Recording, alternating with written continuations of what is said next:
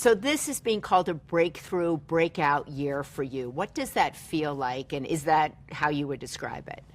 I mean, it feels amazing. It definitely is a very remarkable year. I mean, certain things this year have happened that I never would have believed would happen. But at the same time, you know, when you think about that and you're just kind of internalizing that, I think that every single year, even when I was making $10,000 a year, as Awkwafina, it was the best year of my life. So just to be able to do what I'm doing is the best year. I hope it's not the last best year, but yeah, I mean, it's a great year, great year. When you say things happened this year that you never would have imagined, give me an example of what blew your mind. First of all, 2 back-to-back premieres with 2 casts that I'm absolutely in love with. And, you know, seeing the support for Crazy Rich Asians roll out, and now, you know, with award seasons, the fact that we got nominated is incredible. So it's more of a group kind of breakthrough-ness. You know, I feel like I'm sharing my happiness with a lot of other people. So you have these 2 big films, kind of back to back, right? Yeah. And Saturday Night Live. Oh, and yes, and Saturday Night Live. You forgot about that. No, I didn't forget. No, that was a big one. That was obviously proof that I still can't believe that happened. Yeah. So, and you said that you were surprised, is the right word, about the response to Crazy Rich Asians? Yeah, I mean, I think for any movie that you work on, you always hope for the best, but you never know. I think as a cast, we knew that we were doing something bigger than ourselves out there. We always knew, but we didn't know how that would translate. And, you know, there was, you know, whether you wanted to feel it or not, there was a level of pressure riding on us. You know, we wanted to show that the market for these kinds of films existed, and they do. So that was incredible. Yeah. I read somewhere that you said you saw people who were coming out who were crying and who the film impacted people in a whole host of ways. Oh yeah, oh yeah. What was the most surprising to you about how it impacted people? I think one moment, it was, whether it was a surprise or kind of validating something that I already predicted, I would see these kids come out and they were crying, you know, tears of joy. And I remember going up to one of them at one of the screenings and being like, "Oh man, why are you crying?" And she was like, "I don't know why I'm crying. Like, I don't know." And I came to find that feeling that I don't know is the privilege of representation. It's something that, you know, a lot of people in this country take for granted. But for the people that didn't have it, they don't even know that they were lacking it. And when they find it, it matters to them and it impacts them. And for me, like, I was in the movie, but I'm also this Asian American girl who I think has always been searching for representation like that.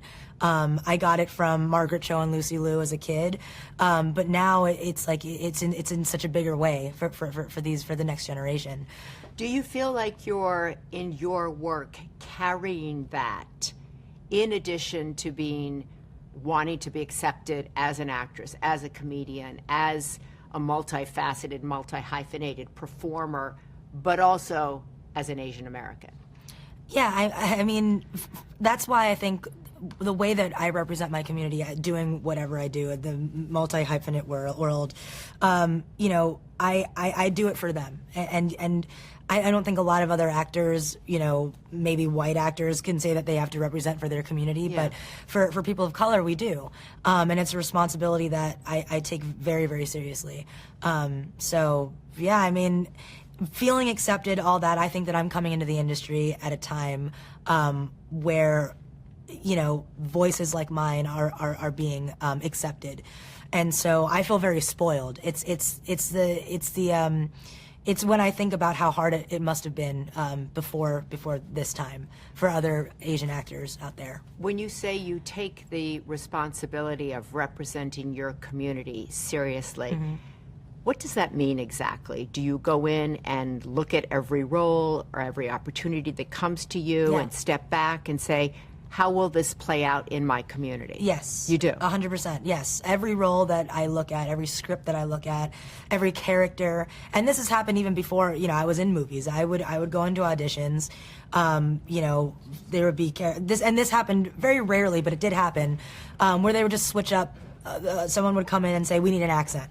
And I don't really agree with that. I think that there are certain scenarios where an accent is necessary for the performance, but then there are scenarios where it's just adding to this kind of, a very backwards view of how we're displayed in media, because the way that we're portrayed in media directly affects how we're treated in the real world. And even with the success of Crazy Rich Asians, I felt that, I think that Asians are we're not really like the butt end of the joke anymore. I think that people are considering us in a more serious way. Yeah. And that's important to you as you go through your life, to change those stereotypes. Yes. Oh, yeah. And do you feel you're a part of doing that? I mean, that goes back to representation. Everything that I do, whether it's bad or it's good, will impact my community. And even if I didn't want to represent them, I've said this before, like my dying breath could be, I didn't want to represent them, and I'll still be representing them in that moment. It's gonna happen. And so when knowing that, everything good that you do, it will help them as a community. And also for me, it's easy because everything about me, I'm a walking anti-stereotype.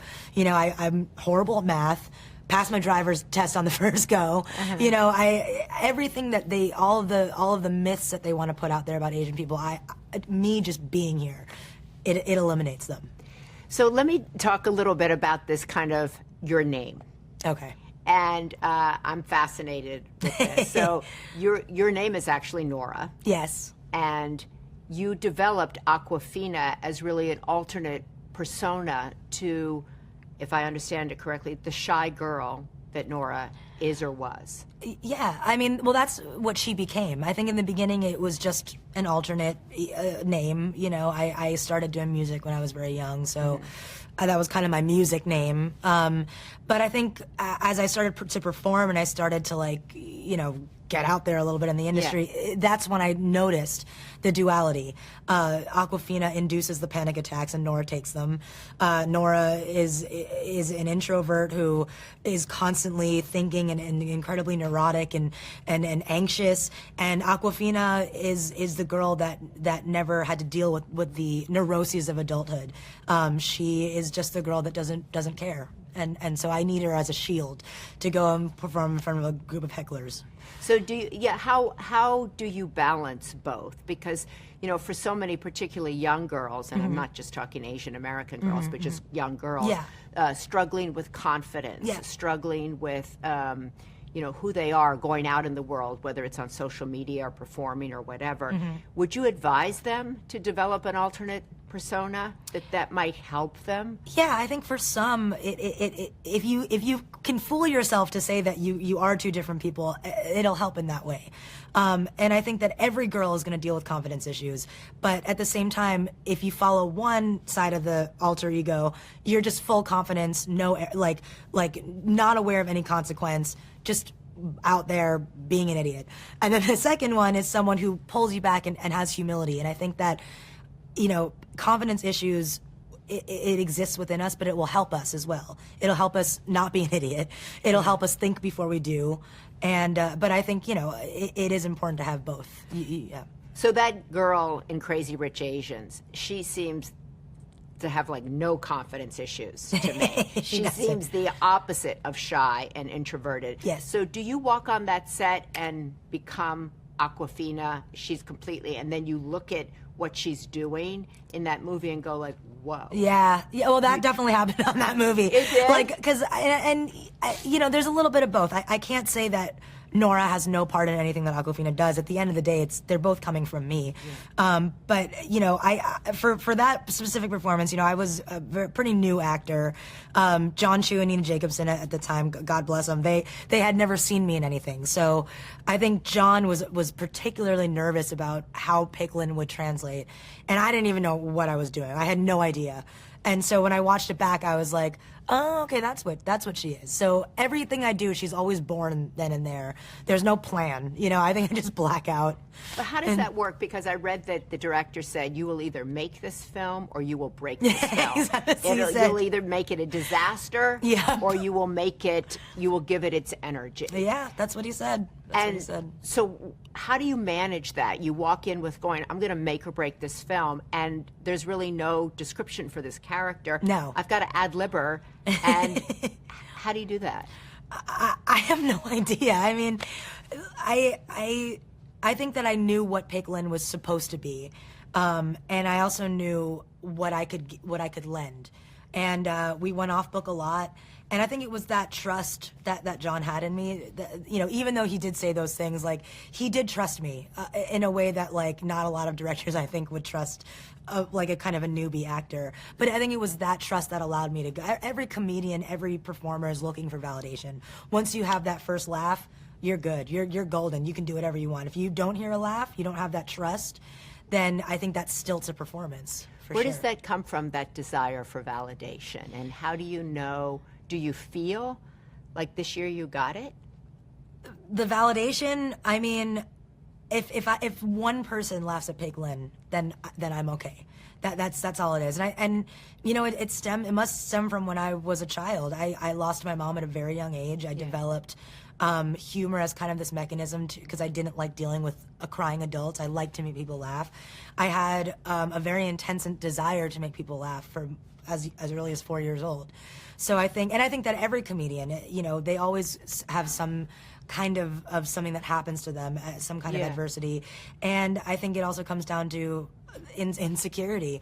We need validation. We need people's laughter so bad. It's the fuel. So you just said something that's interesting to me. You said that you developed laughter at a very early age to combat adults crying. Mm-hmm. Yeah. So was that something you saw, that when your mom passed away, you saw the adults in your home crying? Yes. And you didn't want to cry? You didn't want them to cry? Yeah, I mean, it's awkward for a child to be holding an adult who's crying. And I remember feeling that very intensely. And how it put me, that's why I learned embarrassment at such a young age. A 4-year-old's not supposed to feel embarrassed all the time. And that's kind of where it had me. And I didn't want to be the source of people's sorrow. I didn't want people to see me and think, this horrible thing just happened to this child, I wanted people around me to laugh. And I think what came of that was a spunkiness in me that didn't really exist in a lot of kids. At least my grandma told me. So that's why, like, I'm very close to my grandma. She always nurtured the spunkiness. Any time that I felt weird or that I was being, I was like this class clown or whatever, she always thought that's what's going to make you special. That's what's going to do it for you. She always believed in it. So she built up that spunky little girl. Yeah. She never reprimanded it. No joke was too dirty ever for my grandma. She always loved it. But you remember consciously feeling, gosh, everybody around here is sad. Mm-hmm. I don't want to be the person that people look at and go, poor her. Yeah. Yeah, that's exactly it. At 4? At 4, yeah. And that carried through till now? Well, at age 5, I remember a very, very distinct memory. I had just like a bunch of adults, and I was doing impressions of, I really hate to say it, but I think I was doing impressions of, like, Monica Lewinsky and the Bill, or maybe it was before that. Something in the news. When I was a child, I was doing an impression of some current event, and everyone around me was rolling, and I was like, what am I doing? So it was just, I just remember feeling so much joy from that, a lot of joy. Is that what brings you joy, to watch people laugh at what you're doing? That's what I love. There's a downside to that, too, because when you're trying to be serious, they're still laughing, Does that feel like a lot of pressure, though, that every time you come in the room, the 4-year-old is coming in the room and going, I gotta turn it on? Yeah. Yeah, sure, there is pressure, but that's what I do, I had to learn music. I had to learn producing music. I had to learn singing. I had to learn everything. Comedy, I never had to learn it. It's just something that I've never had to try really hard, practice, but everything else in my life I had to learn. Yeah. So I read in this, because you did this video that went viral, and I read that it's about women's private parts, Yeah. right? And you were working in a PR agency, and Yeah. I read that you said it was the worst day of my life because you walked in and they fired you, and you said you can't be out doing videos about women's private parts and expressing your creativity and have a 401k job. Exactly. Which I loved. It's true. And tell me about that day, that moment when you realized you're not the 401k girl. I mean, I always knew I was not a 401k girl. Doesn't mean I still tried for it. You know, I think I had two lives at that point. I had a life where I felt, you know, in a collective mentality. You have to deal with the political culture of an office. You have to, you know, you have to follow that track. And then this other self that really celebrated something original within me that I knew that I only had, and this was me. And the threat of that being taken away, to then never have it again, I just, it didn't sit well with me. So yes, getting fired, it was one of the most disgraceful days of my life. I'm still mad about it. I'm like, I still have zero closure, still feel like I messed up. But at the same time, you know, like, that was a sacrifice I had to make. And, you know, when I tell people, I speak at a lot of colleges, nothing big will happen in your life unless there's a major loss, unless there's a major risk. And so that was my loss. I knew that I could never walk into a job interview ever again. And it was a hard day. It still is a hard day. Why is it still a hard day? Because I guess I felt like I wasn't that good at it, you know, and that I got caught doing something that maybe wasn't that good. But I don't know, you know, whenever you get fired, that always sucks, right? Yeah, I've been fired. It sucks. Yeah, it sucks. Yeah, I mean, it sucks a little bit. It bit, also yeah. freed you in a way, right? Didn't it free you? It did, because at that point I had nothing to lose, and I had a very important choice: is go on to monster.com and look for jobs, or see if this could work, because no other point in your life will you have the chance to do this now. You pick one road, you pick the other road. That's it. And so I worked a couple like odd jobs here and there. Worked at a bodega, vegan bodega. Worked at a Japanese restaurant. So I you know, and I waited until, and it grew very, very slowly, the video. But then, you know, one day I got offered a show, and I said, you know, I don't have to do this anymore. I'm gonna go full Awkwafina. I'm gonna go full Awkwafina. Full Awkwafina, yeah. Is that hard, like in your regular life, that people want to call you somebody that's not your name, and that you're actually trying to, maybe you don't need her anymore?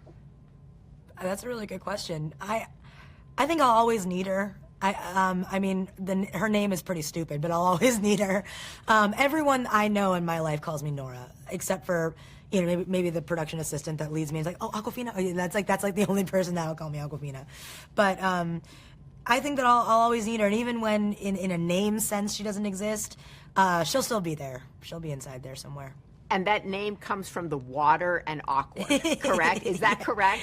I guess so. I mean, I always loved when brands feminize things, and it was Awkwafina, and I'm definitely very awkward. So Italian people love it. A couple of Italians came to me and they were like, "Thank you for naming yourself that. It's an Italian name." And then they break it down. So let me ask you. This year we talked about your back-to-back films, and then you have Saturday Night Live, and Yes. that's being hailed as like a breakthrough moment, not just in your own career, but for an Asian American woman. Yes. Pressure. What did it feel like? Did it feel like, oh, good for me, I got that? Saturday Night Live? Yeah. Man, I couldn't believe it. I was actually on the plane and I got a text from my publicist and was like, I have to tell you something, but I can't tell you over text. And I was like, oh my God. I thought like a tape release or something, like I don't know. I didn't know what it was. I was like, oh my God, I was like freaking out. And I landed and got on the phone and he was like, you're hosting SNL. And I was like, what? You know, like I couldn't believe it, could not believe it. And instantly the first thing that I thought about was like when I forced my dad to take me down to watch Lucy Liu. And, you know, I grew up. When she hosted it. I grew up, you know, not next to 30 Rock, but in a borough next to 30 Rock. Yeah. And to come back to New York City and to be on that stage, it was ridiculous. Well, ridiculous. What does that mean, ridiculous? Because I know I've read that when Lucy Liu actually hosted it, you didn't get a ticket. You just were in the I just wanted to periphery. be. I You just wanted to hopefully be in the air. Yes, wanted to be in the air that Lucy walked. Ridiculous isn't something I can't. I couldn't believe. I couldn't believe it. And I think that it's been kind of a trend, you know, like get cast in Oceans, couldn't believe it. You know, Crazy Rich Asians gets nominated for whatever, couldn't believe it. So it's just kind of a trend. Saturday Night Live was one of those. I can't believe it, you know. But I was very nervous. You were very nervous. Very nervous. I mean, I was nervous before we went in, but I don't know if you. I mean, it's known that it's a very historic week of lots of things. So by the time it happened, I was crying when I gave that monologue. It was really from the heart, and it was, you know, it was amazing. So you were saying that from the moment you got fired from the PR job to this quote unquote breakthrough year, it's important that there's a lot of hard work that no one saw, that no one hears about, that leads to a breakout year. It's not like you just get one. Yeah, no, I mean, it builds up to it. I mean, hopefully, or else I'll feel really bad. Yeah, but how hard has it been to get to this moment for you?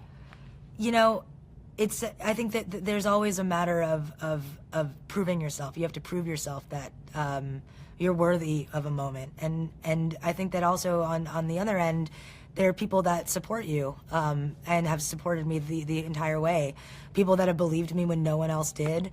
And, you know, they're still there today. And, yeah, I think it's proving people that you're worth it and then proving people wrong as well. I don't really know what led me here, but I do know that I worked very hard and this is what I care about the most. I will break my back any time, any day for this. And I think I have. But that's not to say that sometimes you know, especially when I was cast with those names in Oceans, there was an element of imposter syndrome. Sometimes that does happen. Talk to me about that, because we've all had it and feel it. So you're with all of these kind of household names in Ocean's 11, and you're sitting there going like, entire Reddit forums of who is Awkwafina, why is Awkwafina, why Awkwafina. Yeah, I mean, there's an element of that, but I think that it ties back to the whole balance between like confidence and having humility. I think that it's a normal response to things to great things that happen to you. And I think that the way that I fought it is that, first of all, those ladies didn't make me feel like that. They welcomed me in like their own. And I know what I can do. You know, I don't think that I was ever cast for a role that I didn't really deserve, and I don't think that I ever stood in front of a camera and had no idea what to do. So I do think that in a way that quelled it. But I'll always feel imposter syndrome, you know? I'll always wonder, so especially when I see so many talented people out there, you know, I wonder. So. But you just said, I know what I can do. Yeah. What is that? I know that I can step into a room and I can do what they hired me for. I can make those roles, you know. Is that I know I can walk into a room and make people laugh? Maybe. Or that I don't think that I have ever auditioned or gotten something that I didn't feel like I could back it up later. I think that's when I would really feel the imposter syndrome, is if given a role that I just couldn't do. I couldn't back it up. You know, I couldn't back up what they thought about me, you know, like especially for Gary Ross. Like I wanted to make him proud. I wanted to make him feel as if that he hired me for a reason, you know. So there was nerves, but then I did a couple of takes and he said, "That's it, you got it," you know. Making somebody proud. Yeah. Making a community proud. Yeah. Making your family, My family proud. Yeah. How big is that in your psyche? It's number one, making my family proud, making my community proud. Yeah, that's number one. It means more to me than fame and money. I'll tell you that right now. Yeah. Why? Because that's what you owe back. That's what you do back. You know, like so many amazing things have happened to me. The least I can do is return it somehow, and give other people a chance. You know, from what I do, because there's not a lot of us. Right. I want to be able to lead the way so that other people can be there, and I want to, and maybe making my family proud, proving my dad that this was a good choice and not I didn't have to be a meat inspector or an air traffic controller. Like this worked out. So there you go, Dad. I'm being interviewed by Maria Shriver right now, Dad. You're now writing a script or a series about your life growing up that just got cast by Comedy Central, correct? Yeah. Which I thought it was great. So what was the idea behind that? What did you want to show? What do you want to show? Is it about immigration? Is it about growing up Asian American? I think, in my show, New York City is going to play a big character in that. I can't remember the last comedy series that I saw told and written by a native New Yorker, and that shows New York City in that light. I'm from Queens, and I want to show Queens in a very realistic way, what it's like for, a person of color to grow up in the city. And I think that, by doing that, we'll be able to show what it's like to grow up Asian in America. What is it like to grow up Asian in America? Asian in Queens, it's different. You have the city right there, something that you'll never conquer, but is always there. Mm-hmm. You have, the food and the family and all that, the friends. Everything about it is when you talk about multicultural, that was my upbringing. Not one race was not in my elementary school class growing up, and I think that informs a lot about who you are, your identity as you grow older. I want to show what it's like as a native, from a native's perspective. Is it like when you hear the whole kind of discussion about immigration going on in our country today, mm-hmm. do you feel like I had a front row seat on that? I understand that differently coming where I came from?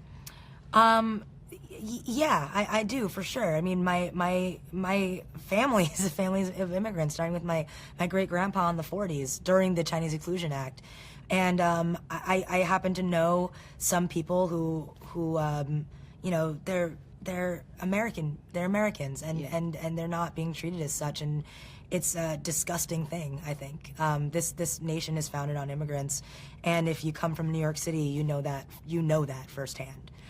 Is it a goal? I read somewhere else that somebody was saying, Awkwafina is an incredibly talented comedian and actress, not a talented Asian American, not a funny Asian American, mm-hmm. but just a funny actress. Yeah.